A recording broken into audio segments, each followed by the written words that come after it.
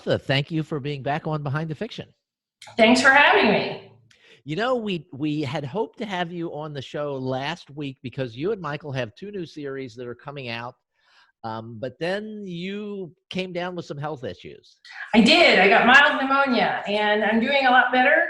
I'm still coughing, trying not to in public so people don't get worried I'll give them coronavirus, but it was just pneumonia, and yeah, I'm on the mend. All right. Well, that's good to hear.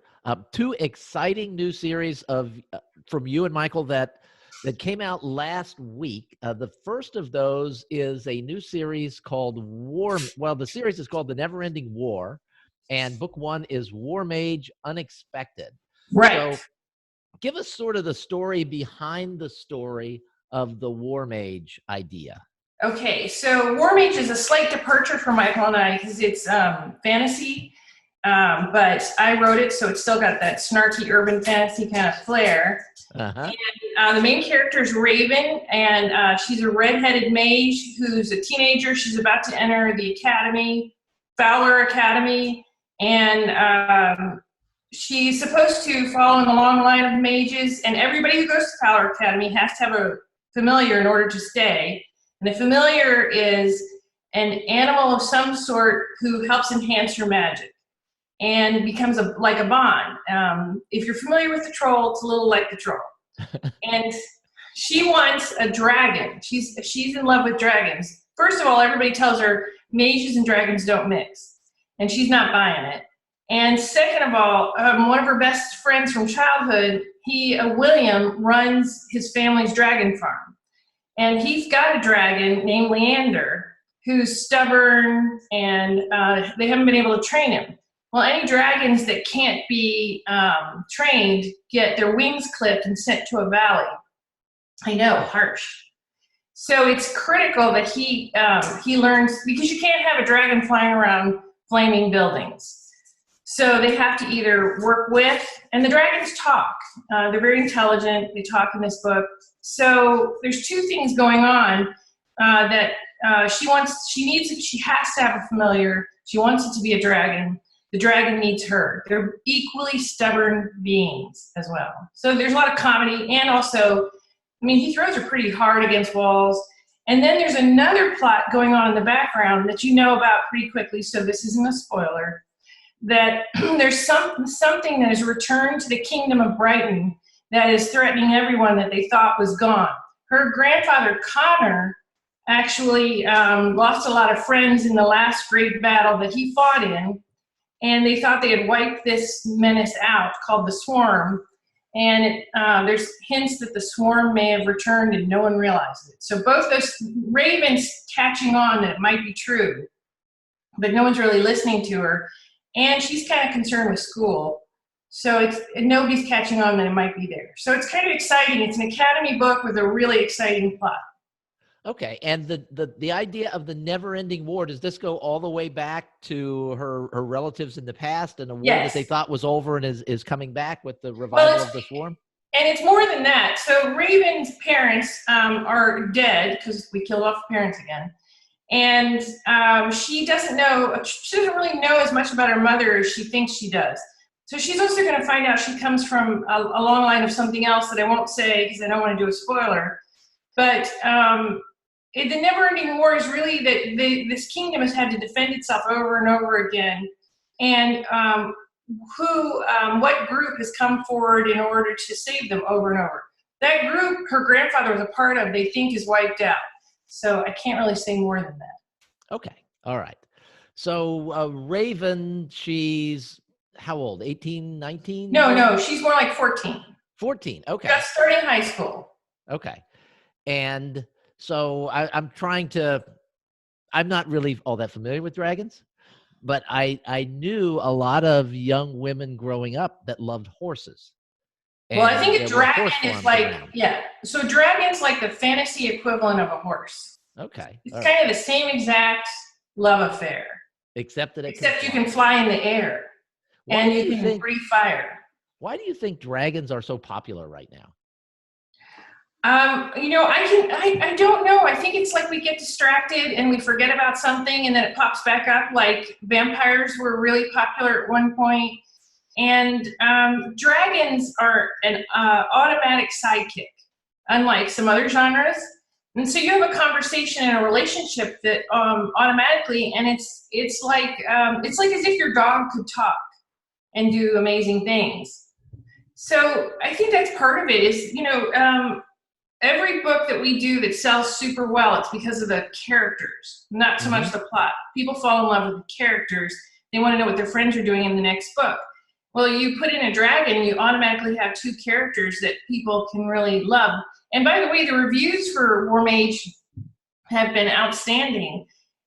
People are really digging it. And what they're really loving is the relationship between Leander and Raven.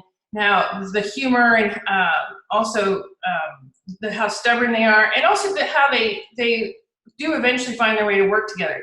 I'm sure that's not a spoiler. It's me writing it, so duh. No. There are certain expectations with the Martha Carr Yes. book. Yes. Yeah, snark being one of them, people getting along being another one, drama, etc. Yes. But also, you can always expect that the main character runs towards the problem, believes there's a solution, and is willing to do anything to find it, and finds allies and works with them. So that's why you can know that Leander and Raven are going to figure it out eventually. But do they do it in time, and how do they do it? How do you, when you're coming up with a protagonist, how do you separate Raven, for example, from some of your other protagonists that people would be already very familiar with? Well, so Lyra had a hard time trusting others, and she was very much her own person and didn't believe in asking for help. She had a different childhood. It's kind of like it's kind of like having different friends. They have similarities, but they have some things that make them very different. Maggie is warmer. She has a strong family around her, and she's not as brave as Lyra. She's not as brave as Lyra. She's not necessarily going to run into a burning building. She's probably going to consult with her sister really quick to figure out how to do it. And Raven is stubborn and headstrong, and she is probably going to, Lyra would have thought about how to run toward the building. She would have had a plan. Raven might just run toward it. And it's Leander, who's very smart, who might stop her quickly and remind her they need a plan. Okay. All right. And I'm going to ask you that same question when we get into the next book, which we're going to transition into now. Okay. The main character of the book Once Upon a Midnight Drow is Cheyenne Summerlin. Right. And that is from the Goth Drow series. Correct. The cover is amazing for Goth Drow. Very colorful. And, we'll pop the cover up here so you can see that cover if you haven't already seen it. And the main character is Cheyenne Summerlin. Correct. So before we get into talking about Cheyenne, can you sort of give us the story behind the story for the Goth Drow series? You mean what the plot's about? Yes. So, where did this story come from? And why this new series? Because it's not like you just write a book. It's a commitment. There are going to be several of them. Right. Well, so Michael Anderle and I collaborate on ideas. That's why you see both our names in the book. We do this together. And just like with Warmage, in Goth Drow, we were trying to come up with a different idea. Like you asked before, we've done a lot of really strong, wonderful, great characters, Alison Brownstone, Lyra Barron. And so we have to come up with something different that still can have the same wonderful qualities that we like to put in every character, that they're strong, that they're intelligent, that they're brave, and they're loyal. And we wanted to do a drow again, but different from Alison Brownstone. So Goth Drow is not an Orosaren, and that gave us the chance to come up with a different kind of drow, who's more traditional drow, and who looks more traditional drow. And adding a goth element just was for fun. It makes it a different story. We could go, so where Raven is a little more stubborn, Cheyenne is feels out of place, like she doesn't belong. But it started because her mother hid the fact that she's a drow.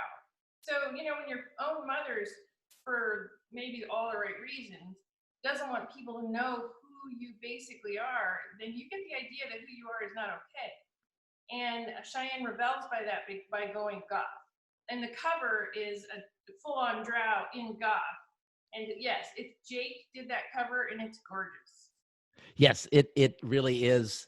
It is beautiful, and hopefully you will have already been able to see it. Hopefully you've already seen it, and you're seeing it on your Kindle as you're listening to this. Yes. And also, one thing I did not mention is Warmage is a longer book, and Goth Drow is 3 books in 1. And well, when you talk about the length of Warmage, let's sort of compare that to some of the other series that you've done. The Alison Brownstone books tended to be around between 60 and 70,000 words. Yeah, and Warmage is over 100,000 words, about 110,000 words. Yes. So that's about a third larger than normal. Right. But when you say 3 in 1, this is almost 200,000 words. Correct. Goth Drow, yes. Yes, Goth Drow. Each Goth Drow is going to be like that. So you can really dig into the story, and maybe it'll take you longer than a day to read. Maybe, yes. Some readers, yeah. And what's the thinking behind releasing the stories that way? So, normally when we release a really hot, good book, like Warmage, Warmage was on pre-order, so some people got it at midnight. By in the middle of the night, somebody was writing to me saying, "That's great. When's the next one?" And that was a 100,000 word book. Yes, that's incredible. So we didn't even make it to morning before somebody wanted to know when's the next one, which is fantastic. I mean, that's the greatest thing to hear. But we wanted to give readers a chance to really love the story, really get a lot in one. And also, we've done a lot of box sets recently, like with the Lyra Chronicles and with the Casey Chronicles and Fairhaven, and people have really, really liked it. School of Necessary Magic, a lot of new people are finding it. So we noticed that people want to be able to read more story in one sitting. They'll either wait till that 3rd book comes out, or it's a box set or whatever. So we thought, well, why not give them what they want right up front? That's a great idea. And fans seem to be really enjoying it, because these books, I mean, you can just see watching the sales trends for them. They come out and they're here, and then all of a sudden they just jump up here when everybody realizes, oh my gosh, this is a weekend long reading for me. Yep. Yeah. And it's exciting. It moves. It's called Once Upon a Midnight Drow. It moves really fast. It's snarky because, I'm involved. And and so it's more grown up because she's older. She's in her 20s, where Raven was 14. And so it's 2 different flavors, but I think from the reviews, men and women both are saying, I mean, one person wrote, I noticed one reviewer read Warmage and said it was the best book ever, and then read Goth Drow and said it's the best book ever. So I'll take it. Yes, we need more of those readers. Yes, that's fantastic. So yeah, and the right note on both. Say that again? We apparently, even though they're slightly different, we hit the right note of what you want to see in both books. Yes, and you and Michael have a tendency of hitting those right notes. So far. Yes. So give us now a sort of an overview of the plot line for Goth Drow. Okay, so Goth Drow, she is coming into her own and figuring out who she is. And her mother works for the government, and there's a dark force within the government that is causing trouble, and she's going to get caught up in it. And while trying to hide who she is. And those 2 things are going to really come into conflict with her, because magic is not known, and here's this young drow.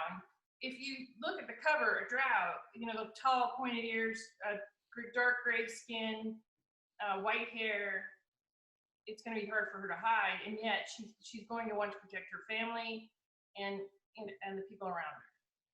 Okay, so this is a battle between a drow and dark forces in the government. Is that sort of Correct. where we're going with this? Yes. Okay, well, this Yeah. sounds like fun. Yeah. Yeah. It's a lot of fun. Now Yeah. let's talk about release schedules for each of these. How often, because the Gothrow series are larger, I'm assuming that those are not going to be released as rapidly as some fans might be used to. The next Goth Drow is about 6 weeks out, so Okay.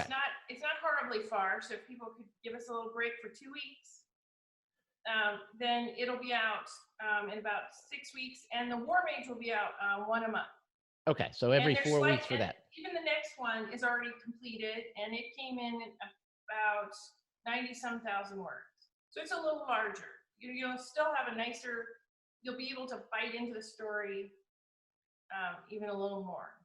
Okay, and here's something that I didn't tell you we were going to talk about, but just because I know that you are on top of all this stuff, let's talk about the new series for Charlie Case, and we'll have Charlie back on to talk about this. But this is a new Terra Nova series. Correct. That sort of picks up where his initial series left off. So there's some people that might think, oh, this is over, but it's not over. No, it's not over at all. So the first series was the Dwarf King, Mm-hmm. and the Adventures of Finnegan Dragonbender. This one is called The Lone Valkyrie. If you read the Finnegan stories, you met Mila. The Lone Valkyrie is Mila's story, and Finnegan appears within that book, and so does the small dragon, his sidekick. And so the same way you got to know Shay, you're going to get to know Mila and a Valkyrie. And the cover, which I think you've seen, is amazing. Yes, it's beautiful. Yes. Yes. So and then Finnegan will return again also later. Okay, good. So yeah, it does kind of sound like the Brownstone saga that just spun off all of these different things. But we learned from what we did with Shay and James to not run them concurrently. We learned our lesson. People did not like trying to figure out which book to read first. We made it hard on them, and so now there were some timeline issues there. Yes. Yes, we created timeline issues the way we did the last time. This time it's going to be Finnegan, then Mila, then Finnegan. So no, they'll probably ask us which Finnegan, but I suppose we'll figure it out how to. Well, Martha, thank you so much for being here. Congratulations on the two new series. They're both doing incredibly well. They're both ranked in the top 1,000. I saw, as of this morning, Warmage had that beautiful orange #1 bestseller sticker right next to its name. Yep, and so does Goth Drow. They actually does it? Fantastic. Well, congratulations on that. And for those of you out there listening or watching, if you haven't checked these series out, you know these are longer books, so be prepared, but you're going to love them. Goth Drow will be on fan pricing this weekend, so get ready. And read up, because coming in a couple months, brand new Lyra. And when you say brand new Lyra, I know that you are rewriting or updating the original Lyra series. So one of the things that people consistently ask for is more Yumfuck, more troll. Mm-hmm. So we're adding new material to each of the original 8, and there'll be more troll. And I'm reworking the next 4, and then there's brand new books coming. Brand new. Fantastic. That's exciting. Yeah. I'm looking forward to it. It's fun. I'm writing it, so I know you're going to love it. All right. Well, thank you guys so much for watching. And Martha, thank you for being here. And we will talk again soon. Thank you. Bye.